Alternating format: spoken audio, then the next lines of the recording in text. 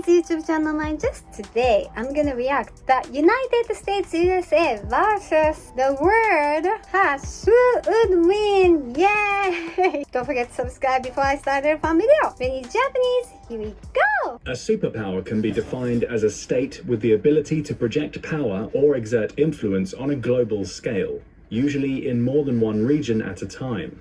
The United States has been the world's sole superpower since the fall of the Soviet Union in 1991, holding an unrivaled degree of economic and military dominance around the globe. Even today, with the rise of China, the US still remains by far the most powerful country, still far outstripping competitors in national power.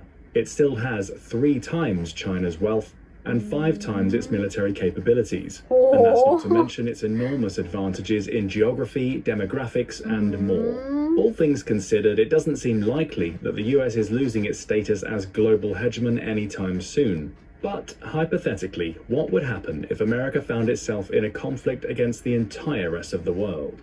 Would the country still have the power to achieve victory, or would it be worn down and defeated? Today, we'll take a closer look at these questions with a USA versus the world wargame.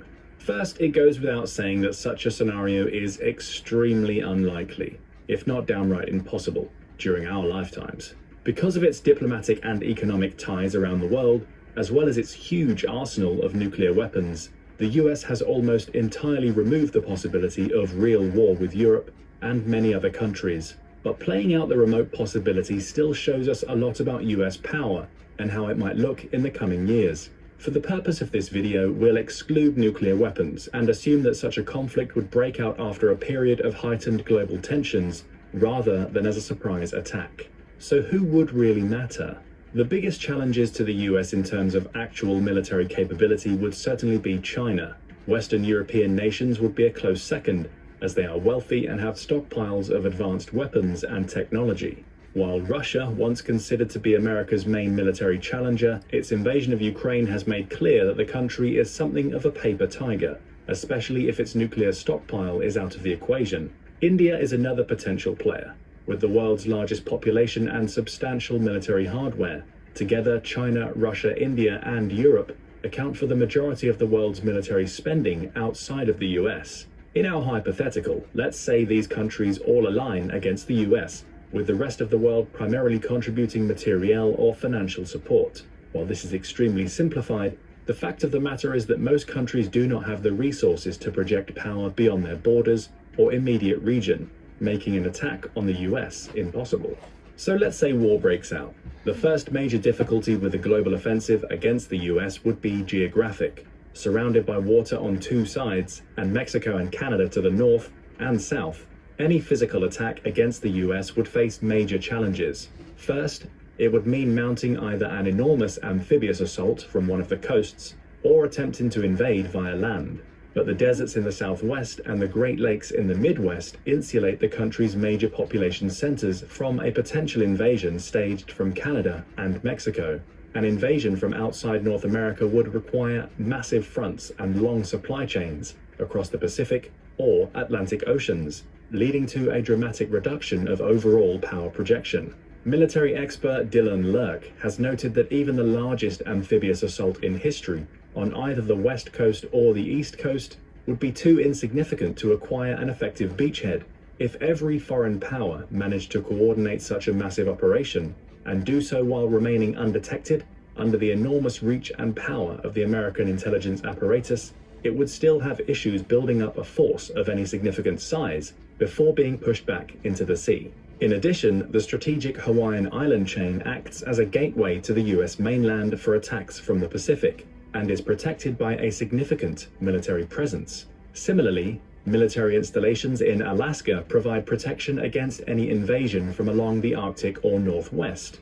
An attack from Mexico would probably be more feasible due to the Great Lakes blocking much of the Canadian border.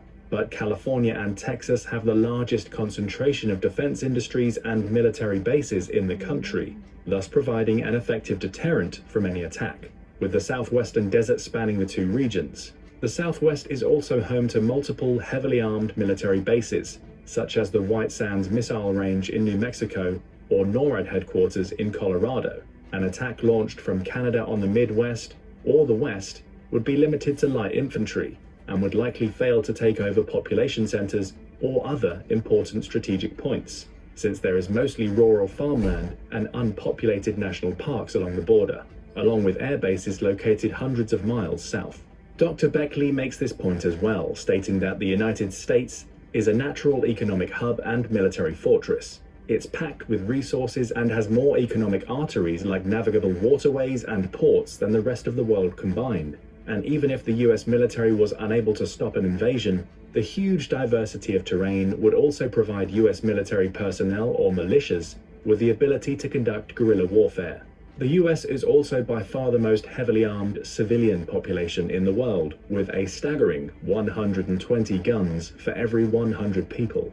This means that even if a coalition of other countries was able to actually get troops into the US, it would end up facing an incredibly well-armed and pissed-off insurgency.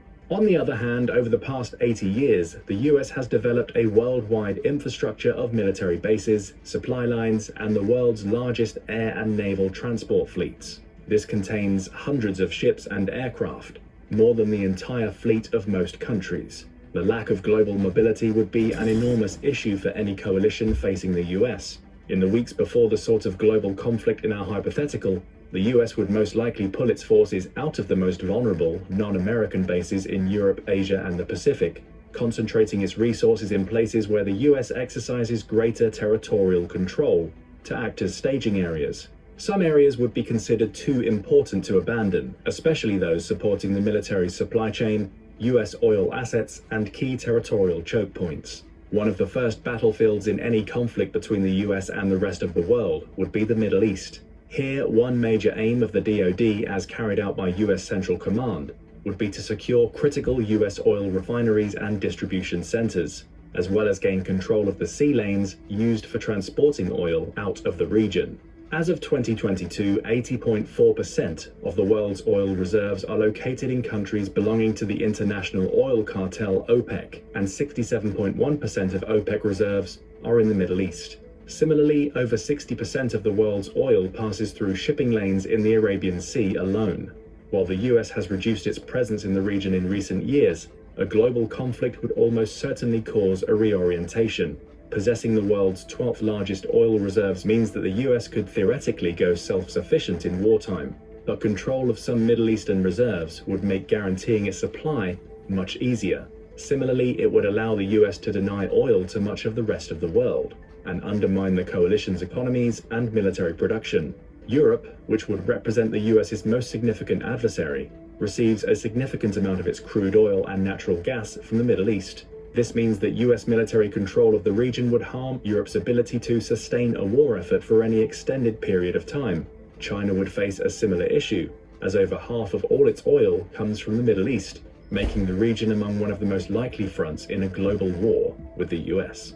At the start of the conflict, the US would first strike at oil-related facilities across the Middle East, using carrier-based strike aircraft plus medium and long-range ballistic missiles. US power projection means that even without bases in Afghanistan, the military could easily hit targets anywhere from the Mediterranean to the Strait of Hormuz. While regional powers could offer some resistance, none of them have anywhere close to the manpower or firepower needed to stop the US in an all-out war.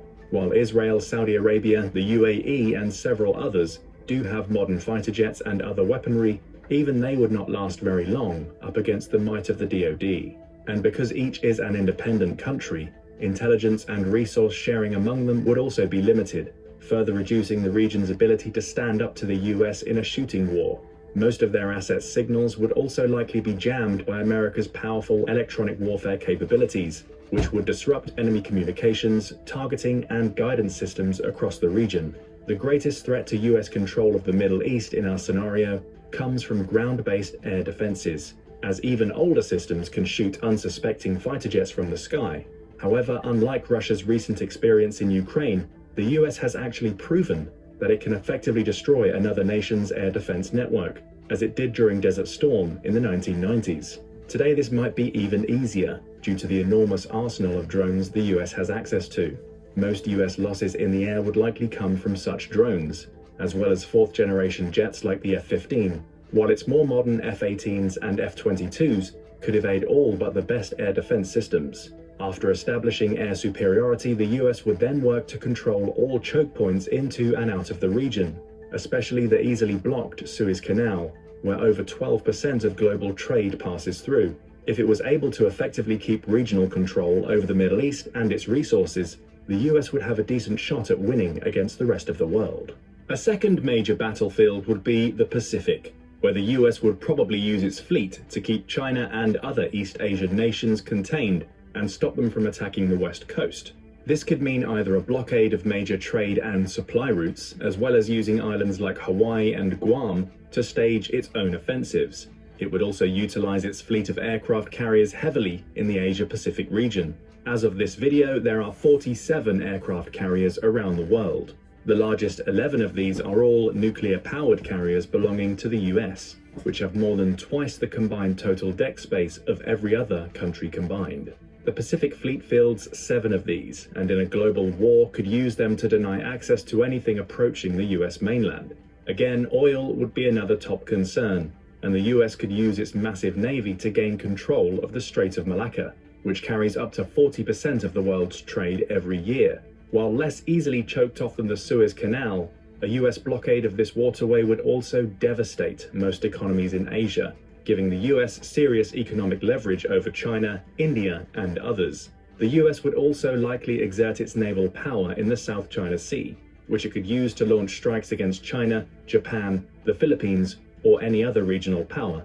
Heavy fighting would ensue across the sea and air domains all around the South China Sea, and could account for the heaviest US casualties in any theater of this hypothetical war. Another potential target is Taiwan, where over 90% of the world's advanced microchips are currently fabricated. The US might even need to seize and try to occupy the island to stop the global coalition from dominating the production of modern electronics. To do so, the US would inevitably have to challenge China as well. Chinese air defenses and ballistic missile capabilities are already powerful alone, and if combined with the assets of every other country in the region, could potentially pose a problem for the US. The naval base on Guam would be especially vulnerable to strikes by ballistic missiles, which could overwhelm its limited air defenses. Even so, the US Navy is so powerful that every country in the East Pacific combined would be occupied with fending it off, and probably could not launch their own strikes on the US mainland. And because the US Navy is larger than those of the next 8 countries combined, it could easily fight in 2 or 3 theaters at once, making simultaneous blockades of Europe, the Middle East, and Asia Pacific a real possibility. Another aspect of a global war would involve submarines, which unsurprisingly the US has more of than almost anyone else. Its fleet contains 53 fast attack submarines, 14 nuclear-capable ballistic missile subs, and 4 guided missile subs. Even without using the world-ending nuclear capabilities of an Ohio-class submarine, this massive fleet would allow the US to launch stealth attacks on enemy naval vessels anywhere in the world, completely undetected. While America would be far more hard-pressed to fend off a global coalition on the ground, at sea, the US stands a much better chance of victory. A third global area of battle would be the Americas, where the US would have the greatest ability to marshal forces and project power.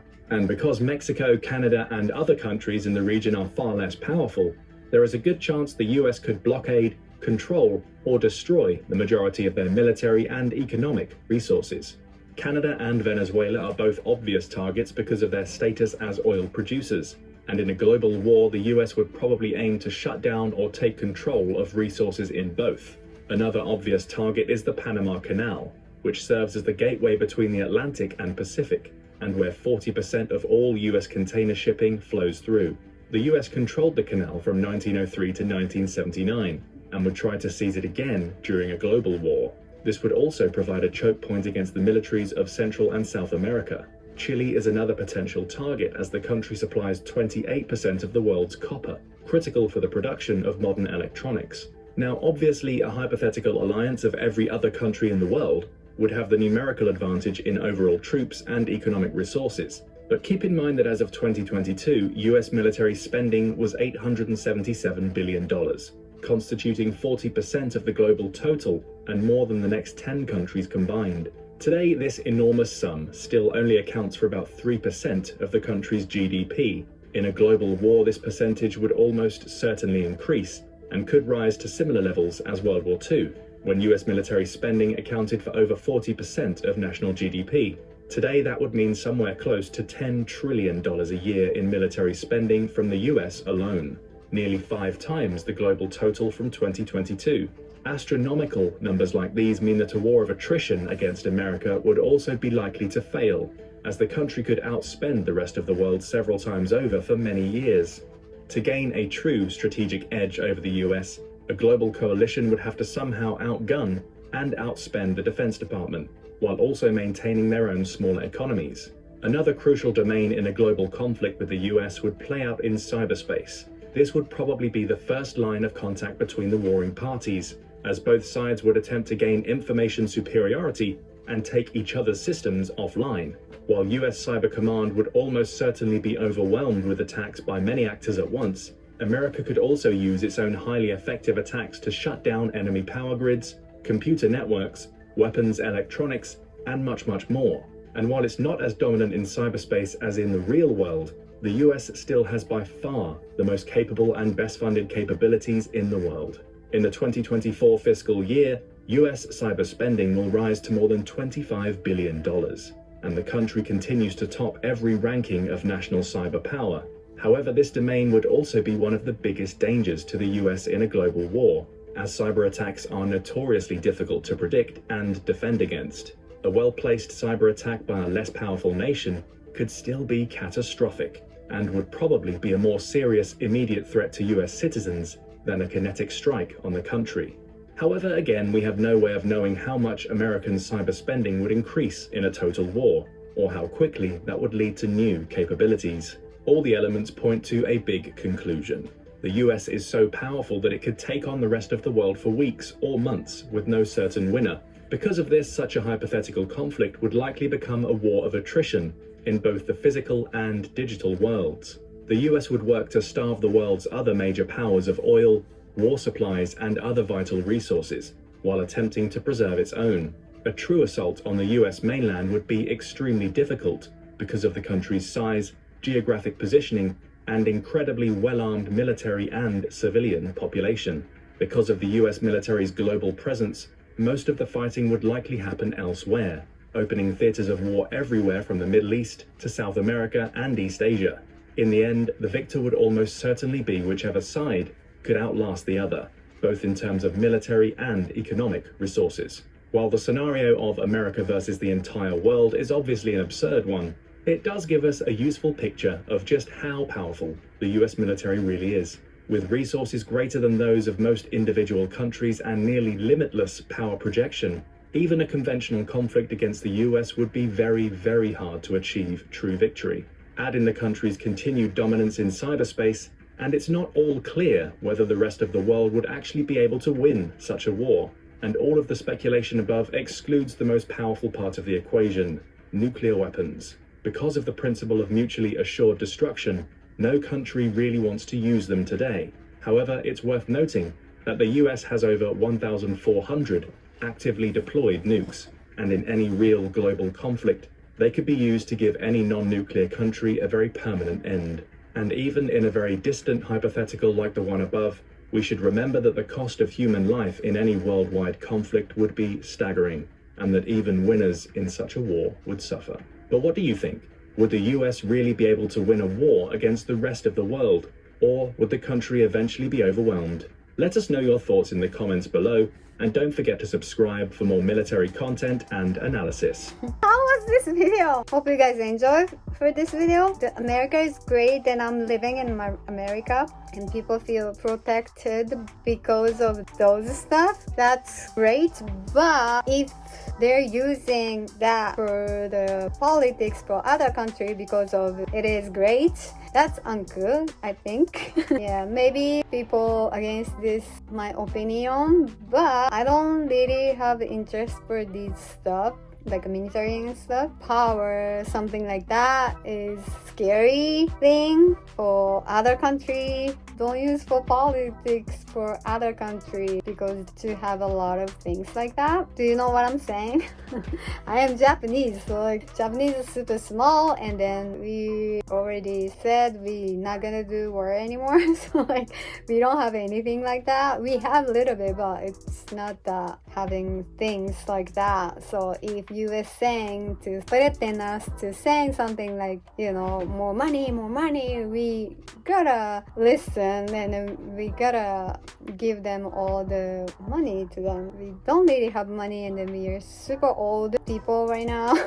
So don't torture us, please. How do you think my opinion? And then how do you think my makeup today? And then dress today? I'm gonna have job interview today, so I'm kind of wearing something stuff and then with the makeup on. Hope you guys enjoyed. Thank you so much. Please subscribe and liking the button. See you next time. またね。